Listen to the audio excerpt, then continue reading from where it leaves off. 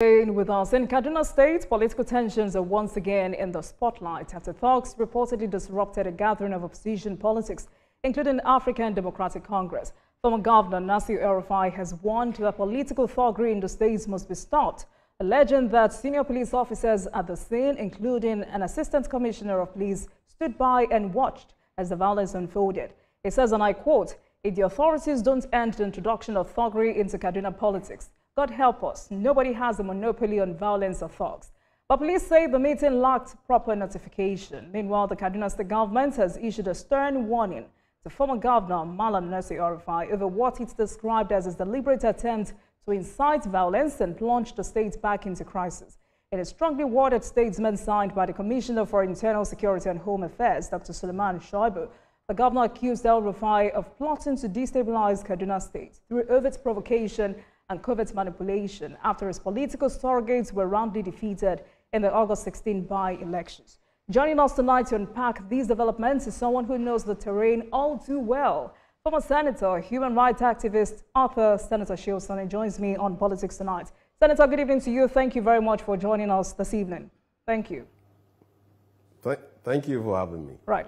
So as someone deeply familiar with Kaduna politics, what's your immediate reaction to the reported disruption of opposition politics gathering? I mean, former Governor El-Rufai has blamed the current Kaduna State government for orchestrating that attack. But given your knowledge of both camps, how credible is that claim? Thank you very much for having me once again. Well, first of all, El-Rufai is an angry man. He's a frustrated man. He's a man who has felt disappointed over the political events since he left office. He had this high sense of entitlement, an expectation that he's going to have a governor he can manipulate in Kaduna State, he can control, he can direct, he can instruct.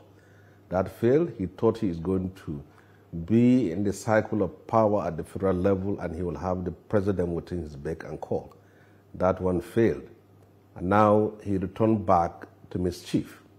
Now, specifically on the issue of the so-called attacks with regards to the beating of the ADC, I will give you a bit of a background to show you that El-Rufai was the founder, was the architect, was the author of thuggery and political violence and bloodshed in Kaduna State. Within the time he served as a governor from 2015 to 2023, he has bred a group of thugs that became his unofficial force being used against political opponents. And we are in an internet age. Anybody can Google and see this. I will start with this.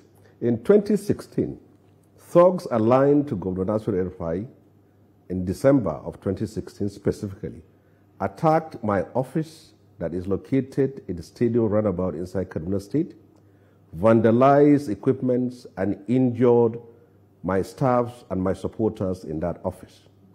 Secondly, in 2017, political opposition figures in Kaduna State were holding a press conference in the Nigerian Union of Journalists Kaduna State Chapter Secretariat, were attacked by thugs and vandals funded and supported by El-Rufai. Present at that time were Senator Hunkwi, Tijan Ramalan, Isa Ashuru, the gubernatorial candidate of PDP, Haruna Said, and other notable respected politicians in Kaduna State. In the process, journalists were injured, their cameras were seized, and the place was vandalized. Call any journalist in Kaduna, he can tell you this story.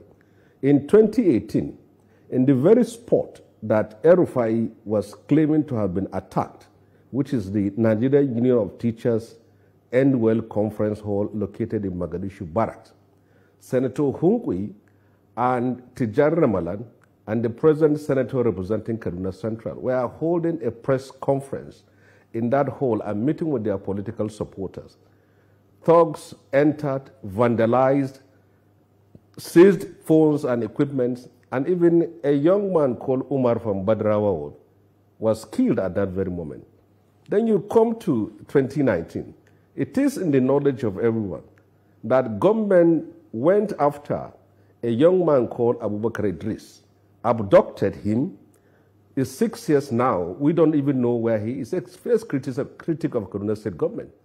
Then you go to 2021.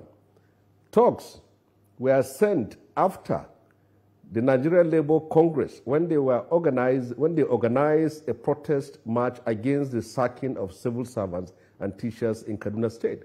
Thugs were sent after them. They attacked them. It took the grace of God and the police to intervene and save their lives. Now, talking of Thuggery, he was blaming Sani and the government of Kaduna State for engineering thugs to go after him.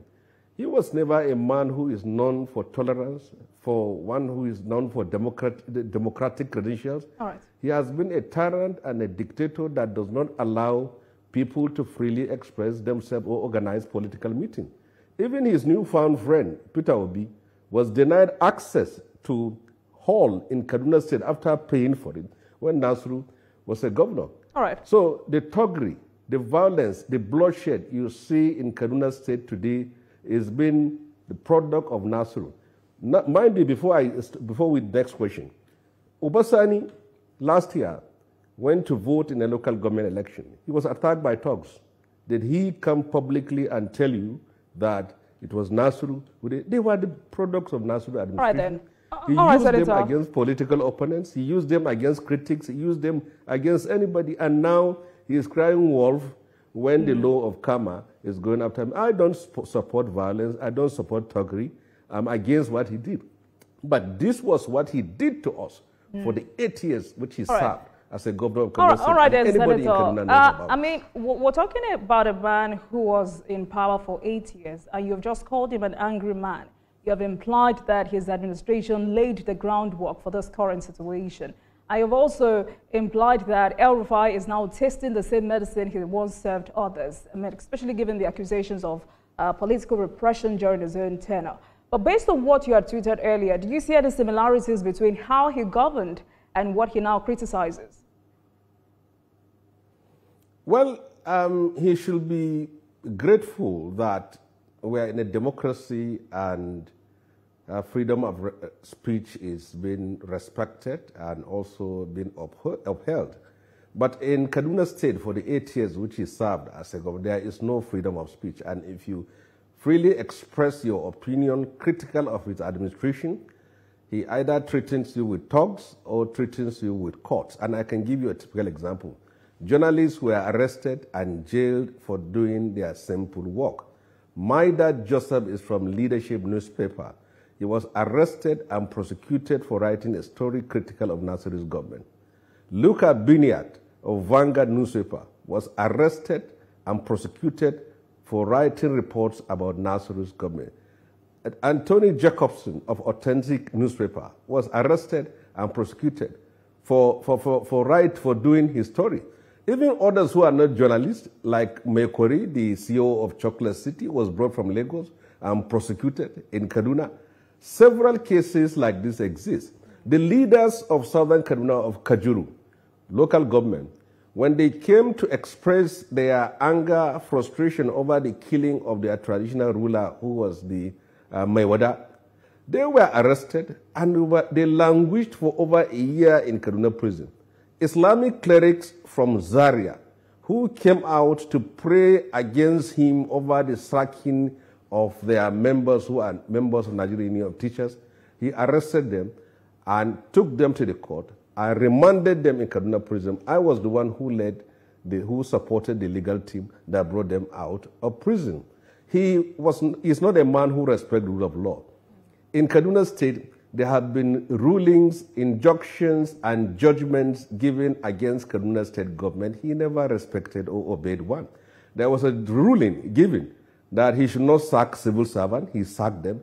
A ruling that he should not sack teachers. He sacked them. A ruling that civil servants who were forcefully retired should be paid. He refused to pay them. So he is not a Democrat. He is not a person that embraces freedom of speech. Now he's even claiming to be a Nostradamus who can predict the elections of the future. Right. But we know that he was a sitting governor in Kaduna State when He couldn't be a good mathematician. He wasn't a good mathematician when Tinubu lost to Atiku. He couldn't be a good mathematician when APC lost all the 3 senatorial seats. He couldn't be a good mathematician when APC lost 9 of the 15 seats to the opposition PDP in the state. Someone who was in power, he couldn't deliver his party, he couldn't deliver his presidential candidate, he couldn't deliver his senators, is today turning into a false prophet of what is going to happen in 2020. He couldn't even be a good mathematician to predict that his party cannot win the by-election in Zaria and in Chukuna and Kajuru. So he's today trying to predict something. We'll come to the political angle of that conversation. But, you know, let me play the devil's advocate, because truly people change. Is there a chance that he now understands the implications of political violence on the state of democracy and, you know, the heightened conversation about opposition tolerance at a subnational level? Is it possible that Malam El-Rufai is now generally concerned about political repression? Or are you on the side of those who believe this is part of a deeper political rift between him and Governor Sani? Because he outrightly blames the governor for this disruption.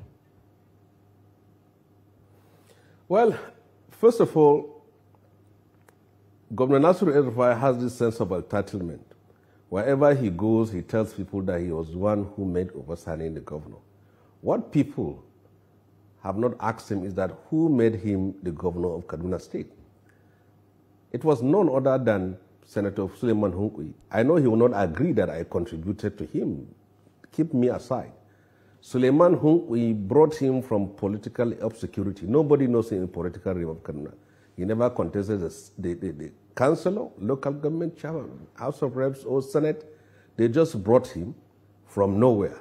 Suleiman Hunkui took him to all the political forces and political leaders in Kaduna State, introduced him, handed over his campaign structure to him, and then manipulated the primary elections.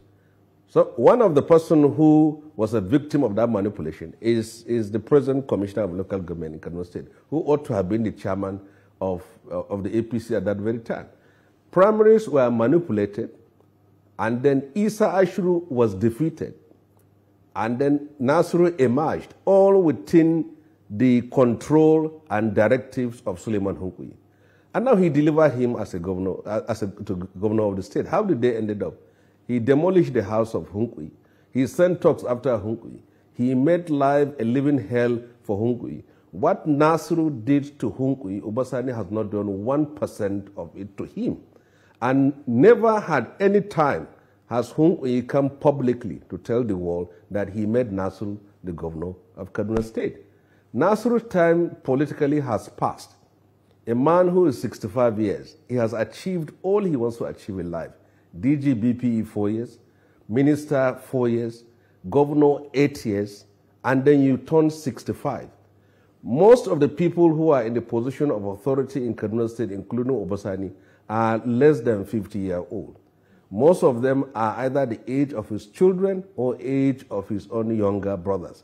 And now a 65-year-old man who has been a governor will now climb the roof of a car, passing through a market, waving flags, snapping photos, and posting on Facebook and Twitter.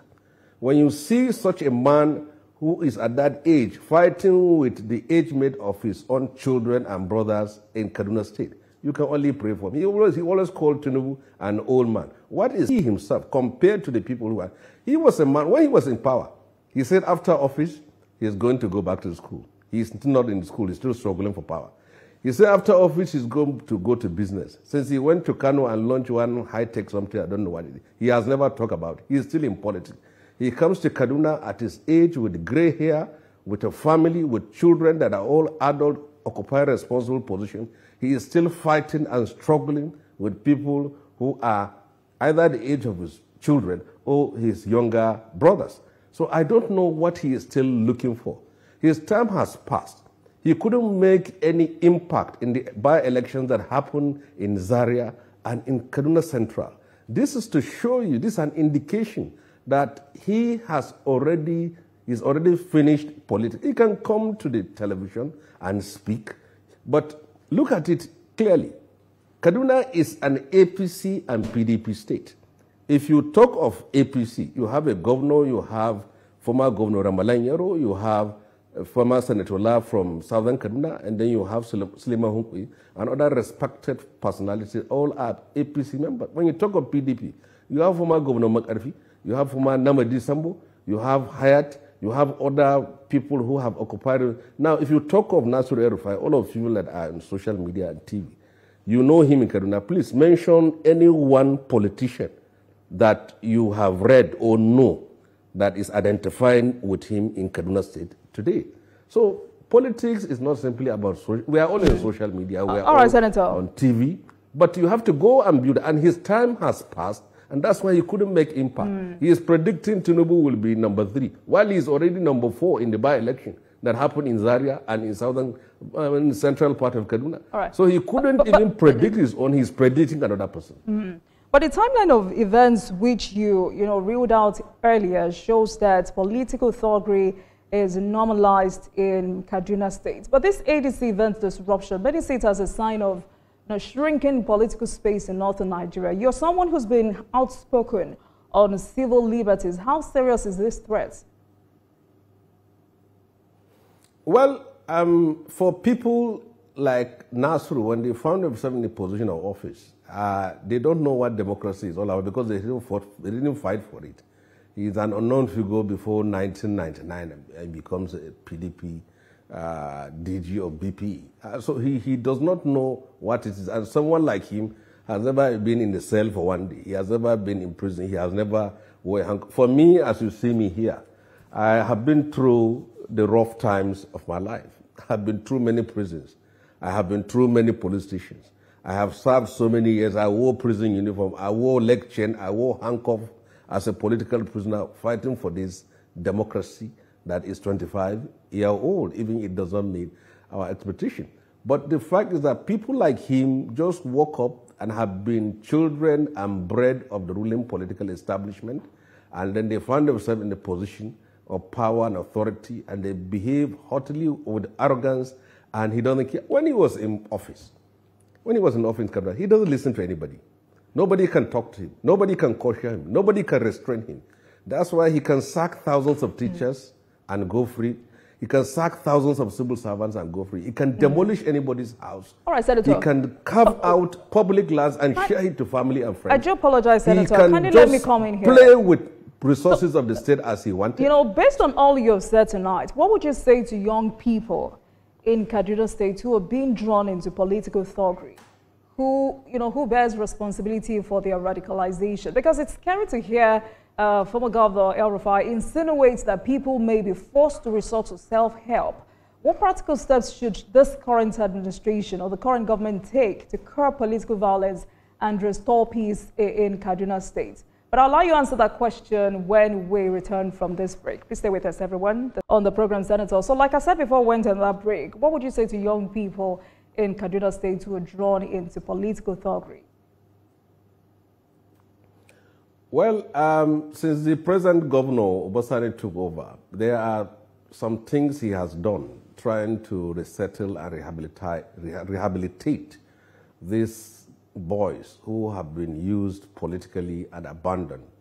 And he has established about 3 vocational training centers, one in Zaria zone, one in Kaduna, and the other one in Kafanchan. And the other of Kafanchan is called Yakoa, and that of Kaduna named after Dangioma, and then the other one there. Now, what he did was that he has provided a space for these young people to see how they can be useful to their lives. Because all that Nasru did was he left us with thugs and violent armed criminals whom have become a nuisance to us in our state. And these vocational training centers and entrepreneurial centers that is set up by Obasado hopefully will graduate thousands of these young people so that they will have something to do. It's not easy. For a man like him, he has courted so many enemies for himself. Enemies among teachers, enemies among civil servants, enemies among religious clerics, enemies among youth, enemies among politicians, enemies among traders whom he has demolished. their shops. So he can just not factor on one person. If we are going to solve this problem, there is no other way other than the one which the governor has taken, which is rehabilitating these boys by giving them a new hope in their lives where they can be useful to themselves and their skill being used for them to earn a living. That's the only way to go about it. His government is a disaster. It's an affliction on us as a people in Kaduna State. Anybody outside Kaduna can praise him, can cheer him, can clap at him. And what we always say is that we pray, if you like him, if you love him, may God give you the kind of leader that he is in your very state, and he should do to you what he did to us as a people in Kaduna State. For us, we will never forget, and will never forgive. Banditry is also part of Thuggery. I heard him saying the government has been funding, has been paying bandits. Senator, let's take it one step at a time. We'll get there. We'll come back to state politics if time permits us. Now let's talk about national politics, because it looks like the stake is gradually getting higher in this build-up to the 2027 presidential election. Malam El-Rufai is now a leader in the APC, but how do you process his intensified criticism of the Bola Tinubu administration? He has predicted several predictions, but this time he says the president or President Tinubu will finish third in the 2027 presidential elections. Some say this is wishful thinking, but he says he's done his own mathematics. So speak to that, Senator. Well, I have already partially answered that question. He was a governor in Kaduna State for 8 years, and Tinubu could not win Kaduna State. The scores are there. Atiku got 599,000, Tinubu got 360,000 votes, and Peter Obi won the southern part of Kaduna. So if you are a governor for 8 years, you couldn't deliver your presidential candidate. Is it now that you are out of office that you will turn into a prophet, a fake and low-budget prophet, of what will happen in 2027? He was a governor of Kaduna State for 8 years, and the PDP, opposition PDP, won all the 3 senatorial seats in Kaduna State. He was a governor for Kaduna State for 8 years, and PDP won 10 of the 14 seats, House of Reps seats in Kaduna State. He was a governor in Kaduna State for 8 years, and he couldn't deliver victory to his own party. So is it now that he will sit down and believe him? Look at it. In Kano, the by-election happened. APC won some seats and NMPP won some seats. All of them have proven their point. NMPP Konkoso has proven himself. Ganduje has proven, and Senator Jibril have proven themselves. But in Kaduna, and 2 of them, Ganduje never climbed the roof of a vehicle, and Konkoso didn't even climb the roof of a vehicle. Nasru was on top of the roof of bus at the age of 65, flagging flags and everything, and then he ended up losing all the election, and then coming here to complain. So to me, I can tell you that Tinubu, if you see Tinubu not to winning the 2027 election, then maybe it could have been 3 factors. One, maybe he decided not to contest, and as a human being, maybe he's sick, or as a human being and a mortal, maybe he is not on this earth. But if he decides to contest this election, I don't see anything that will stop him from victory. Not for anything, but for the fact that the so-called opposition are not serious, and they are not a better alternative. I have said it repeatedly. If you are looking for those who destroyed Nigeria for 16 years of PDP, they are in this coalition. If you are looking for those who destroyed Nigeria in 8 years of APC, they are in this coalition. But if you are looking for those who are in both the 16 and the 8, they are in this coalition. So they have nothing new to deliver. They are part and parcel of the destruction of this country. They had the opportunity to make impact in agriculture, in education, in health, in security, in infrastructure. All they failed. It's after failure of office and being out of office for 2 years that they now have the solution for what they never had, the solution when they were in office. So nobody should take them seriously. Right. I believe that he is going to win his election, and his prophecy and mathematics is wrong, because he couldn't work for himself even. So if you can administer medicine to yourself if you couldn't prophesize good things for somebody that you prophesize for? All right, so I Senator, don't take that but how do you think the public perceives El-Rufai's attacks on President Tinubu, especially, when you consider that he was a key figure in the APC? Because those who are saying he may have the political capital and influence to shift the dynamics of 2027 in a very dramatic way. How do you respond to that? Yeah, you see, we're in a certain period like this. If you are in a position of authority or power, you are bound to be criticized. People are bound to hold you accountable.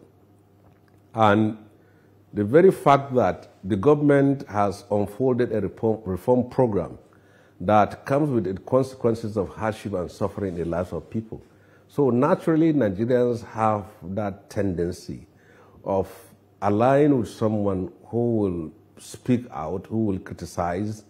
But the mistake we have always made is that we seem to allow our own resentment against the president or the present government to make us revise history and try to deodorize people who have destroyed us and led us to where we are today.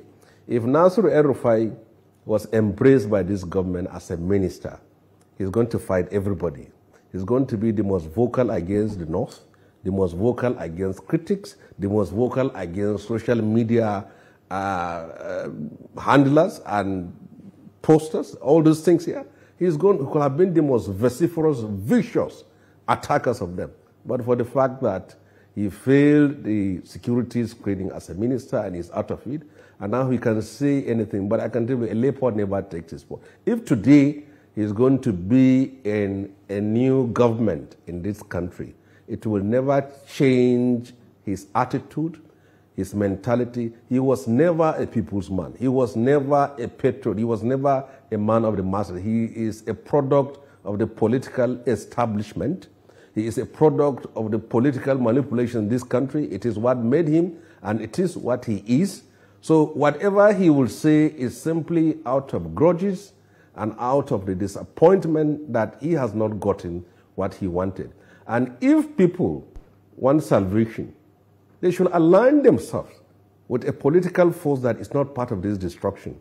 One that was not part of the APC and PDP destruction in the years. There is nothing wrong with bringing someone with a saintly or angelic background, character, affiliation, and history, and say, we are going around this person here to see he's good. But you cannot bring a man who is part and parcel of the journey that led us to where we are today and say that man will lead you out to Egypt, out of Egypt to the promised land. If this man is the one that will lead you to the promised land, it's better you remain in Egypt with the pharaohs because he has nothing new to deliver. Wow. He is part of the establishment. No matter how you try to change him, to colorize him, to deodorize him, to spray fragrance on his body and say this is a critic and a new critic, he is criticizing simply because he's out of it. There is nothing wrong in a democracy. Get someone whom you can rally around for him to challenge the president. Someone who is different, someone who is unique, someone who is exceptional, not the person who is the worst example of the political ruling elite in this country. And the people who are presenting themselves as alternatives, are they actually an alternative? These are people who ideologically are not different from the people in the ruling power. That's a billion-dollar question, They believe in Senator. They believe in the same philosophy, neoliberal economics. They are the same bourgeoisie political class. And then you are against Team A, you are going for Team B of your oppressors. And then you say, these are people who can free you. People are just wasting their time. They are presidential candidates with credibility, with integrity, whom you can rally around them for you to say they will challenge Tinubu. But not these kind of people who were just a few days ago doing everything possible to undermine democracy. All right, Senator, let's go back to a conversation you brought up earlier, which is about security, because Malam Nasir El-Rufai claimed that the present government is paying bandits billions of naira to free some people in their captivity. The NSA described that claim as false, aimed at denigrating the government's efforts. Now, both leaders have now locked horns over this particular issue. But given his former position as governor of Kaduna State. Do you believe he has access to credible intelligence? Well, let me tell you a bit of history. I was born in Kaduna, I live in Kaduna, and I represented Kaduna. And there is nobody within Kaduna metropolis, if he's of his age, that we don't know his father, his grandfather, and where everyone comes from. But let me tell you a bit of this history here. When Nasru was governor for 8 years, what was the security situation in Kaduna? I ask you, and I will give you an example. When he was governor of Kaduna State, Greenfield University was attacked. Students were kidnapped. Their parents have to sell their homes, their property, borrow money to pay ransom in order to extract their own children from the hands of bandits and terrorists. When he was the governor of Kaduna, Bethel Baptist High School in Kujama was attacked. Children were kidnapped. The parents paid over 180 million naira ransom to get their children out. When he was governor of Kaduna, Federal School of Agri-Mechanization in Mondo within Kaduna Metropolis was attacked.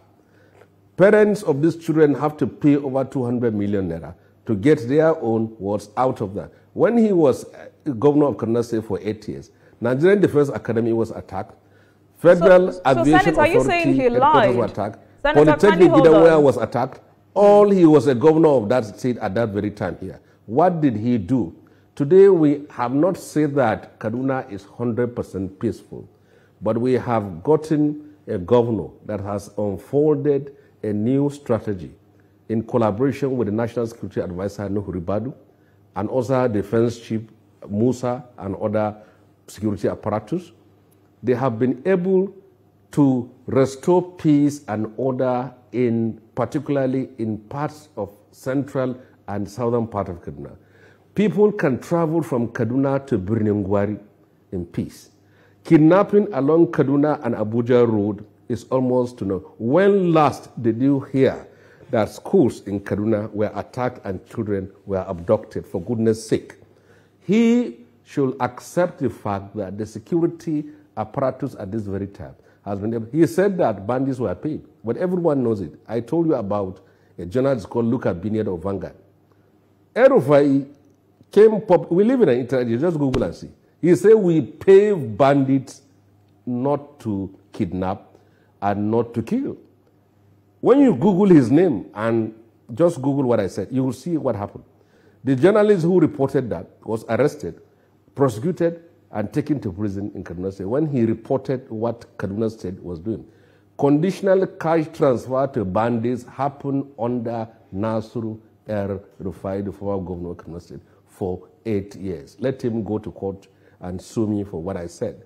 We have always been in court. We have always been in breakbacks with him. So I'm ready for that. But I will tell you, in fact, that we are now having a relative peace. There are still pockets of kidnapping. It's not complete. But farmers in Birningwari has returned back to their farm. Students are going to their schools. People can now travel from Kaduna to Abuja with a relative peace. People in the outskirts of Kaduna who have been constantly raided by bandits and terrorists are now having a better and peaceful time. Even in southern Kaduna, the attacks on communities have... This was a man who never cared, even when people in southern Kaduna... You can see from the interview what he said about them. People in southern Kaduna under Nasru are living like blacks in apartheid South Africa. He has no respect for them. He has no regard for them. He believes that these are people who should be treated like the way the blacks in South Africa were treated, and that's the way he runs his government. His time has passed. We are having a harmonious relationship between those of us, the Hausa Fulani Muslims in the northern part of Kaduna, and the Christians from southern Kaduna. We are living in peace. Bridges has been built by Sani, and we are now living in peace with them. Ethno-religious violence, crisis, and bloodshed that usually happen between Muslims and Christians is no more for the last 2 years. We are okay with it. So if he has any idea of payments of bandits, well, that comes from his own wild imagination. But do you think... He has to say something against the president. He has to say something against Ribadu. I understand that, Senator. I understand that. And also understand that the NSA has denied that allegation. But do you think the government owes the public a clearer explanation or evidence to back its denial?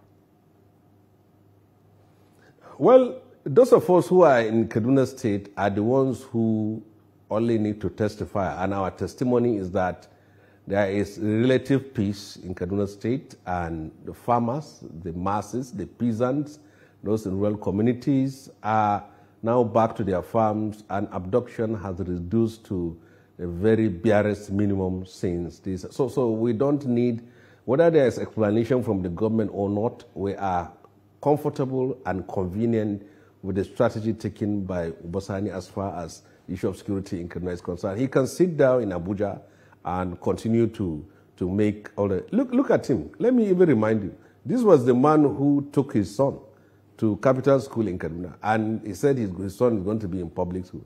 Within a very few months, he removed him because of insecurity. So is that man who is today throwing stones and throwing dirt against the effort of others. Kaduna State is comparatively, relatively peaceful today when you tally it with the destruction, the bloodshed, the animosity and the acrimony that happened under El-Rufai. And talking about acrimony, Senator, beyond this security matter, this public spat between these two prominent northern figures didn't start today, and some say it reflects deeper divisions within the elite. You've observed and participated in Nigerian politics for decades. What's the root of this disdain and hostility towards each other? I'm talking about Ribadu and El-Rufai. You see, from my own understanding, they used to be friends. And then as the journey went on, somehow there is betrayal, there are issues that came between them. And then they parted ways. But all I know is that Nuhu has been a victim of El-Rufai for a number of years. He worked against him on so many places. Buhari couldn't trust Ribadu, couldn't work with Ribadu because of so many backbiting and gossips and plots, mischief and sabotage, which of course could have been linked to his own former friend. And so many things that happened at that very time. And Nuhu kept his cool. And I know that on many occasions, when Nuhu was holding forth at the nation's anti-corruption agency, he has spoken eloquently and sincerely in terms of defending his friend. And whatever happened later is what I cannot say. But the little I know is that they used to be good, and you can look at it. Now, Ribadu hardly speaks against Nasru. He is not a media man that goes and calls the press and start insulting Nasru. He doesn't go along that strategy. So if you look at it, it's one person that is fighting him. And that should tell you, if one person always talks, the other one doesn't, should give you the indication of who is mature, who is sincere, and who is honest. So it's not rebellious. Nasru has to say something. He has to criticize. He has to attack. He has to throw tantrums. He has to throw innuendos. He has to defame. He has to say so many things in order for him to deliver. But politically, I believe that at his age, he should thank his God. At the age of 65, you are able to achieve all these things which many at the age of 85 couldn't have achieved. I am older than Obasani by 4 years. El-Rufai is one of the elders in Kaduna State. He should be an elder. He should thank. What do you want to become again? At 65, you are climbing the roof of a vehicle, waving flags, and trying to change a system when your time has gone. So I can say that Ribadu and El-Rufai have their own long-term relationship, which is the peripheral and superficial that I knew. And I believe that it may continue as far as politics is concerned. But Ribadu is doing his good job. Most of the leading terrorists and bandits in the north today have been annihilated, have been exterminated by the effort of Ribadu. And we are glad. Today you can move to a certain place that is free. If you quantify what is happening in North and compare it to the billions and trillions that were pumped into defense and security under Buhari administration, you will only be grateful. I know people will not appreciate good things if they have political differences. All right, Senator. But we can see that there are things which you need to keep politics aside and appreciate them. All right. Thank you for going there, because I was going to ask you to advise both men on how to resolve this this hostility, especially when you consider the fragile state of national unity and rising insecurity. But quickly before I let you go tonight, Senator, Rabi Kwankwaso recently said the North is marginalized on board infrastructure development under this administration. Meanwhile, there's been, this growing sentiment among the southern parts of the country that the North has been favored in terms of political representation and development. Do you think the Northern electorate is more concerned about reclaiming the presidency or about governance and representation at the state and local levels? You see, they are covering the truth with this generalization of things. Under President Buhari administration, the Northwest and the Southwest were the highest beneficiaries of political appointment and developmental projects. And that equation remained the same, still the Northwest and the Southwest. The Southeast, the South-South, the northeastern part of Nigeria remained marginalized under the last administration and comparatively under this administration. So it's not about this, the South is a paradise and the North is a hell in terms of political appointments. And let's look at it. Buhari was in the position of office. He appointed Northerners in almost most strategic places. Security, infrastructure, and so many things. Where did that lead us to at this very time? Let me give you a typical example. Today, this president, they are constructing Thuggery to Sokoto road, which is costing hundreds of billions of naira.